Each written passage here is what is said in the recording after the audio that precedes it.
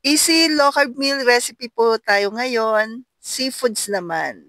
Napakadali lamang po nito ka low carbs pero syempre pasarap at pasok pa rin yung mga ingredients natin sa ating paglo-low carb. So una butter po yung ating ilalagay at garlic.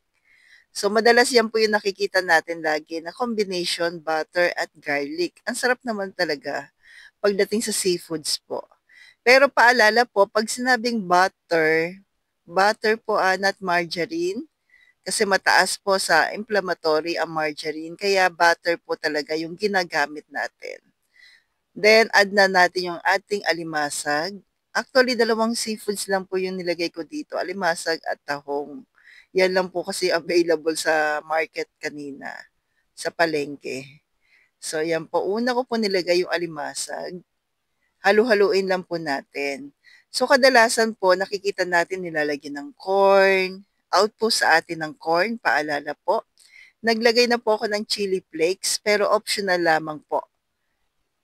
Kung walang chili flakes, pwede naman yung chili na lang. Okay lang naman.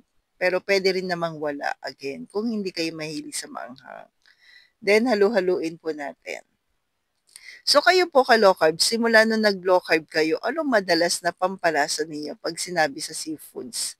Sa akin, ito po, yung low carb na ito po, na bago ng grindahan. Naglagay lang po ako ng konti. Then, halu-haluin natin.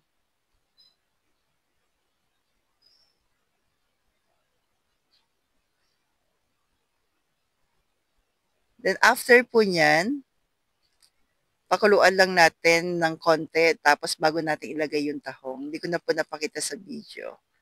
Pinakuluan ko po yan pamandali. Mga 5 to 10 minutes yung alimasag bago natin ilalagay yung tahong. Kasi yung tahong po, madali lang siya maluto. Yung alimasag po medyo matagal ng konti.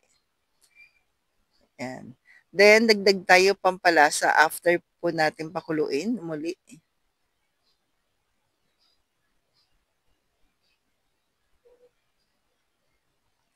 So, kayo po, ano nga po ba yung mga pampalasa ninyo?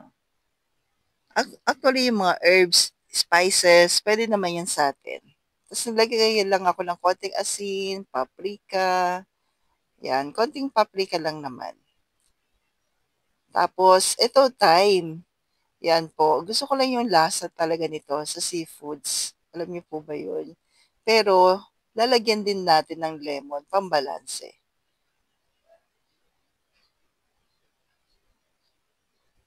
Tapos po, nagdagdag na lang ako dito ng boiled egg para dagdag protina. At ito po yung panghuli natin, yung MSG, para ma-enhance yung mga flavors na nilagay natin kanina. Pang-enhance po yan. Pero don't worry po, low carb po yan na MSG. Gawa po ng mga ingredients niya, chinek ko na rin po. At ito po yung pinaka-final, yung lemon, para mabalanse natin yung ating lasa. So, try nyo na po. Napakasarap nitong seafoods. Kung mayroon kayong hipon, mas okay. Pandagdag po, pusit, pwede rin naman. Yan. Kaya, lalo na sa mga ano po, mag-swimming, ngayong summer, dagdag na low carb baon na seafood. So, stay healthy, stay low carb po, and God bless sa ating lahat.